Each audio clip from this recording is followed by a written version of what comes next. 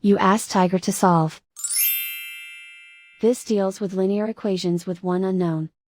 The final result is x equals 100. Let's solve it step by step. Group all constants on the right side of the equation. Add 9 to both sides.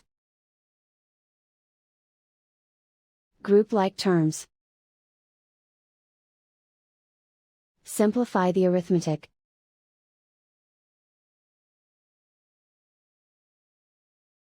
Isolate the x. Multiply both sides by 10. Group like terms. Multiply the coefficients. Simplify the fraction. Simplify the arithmetic. And so the final result is x equals 100.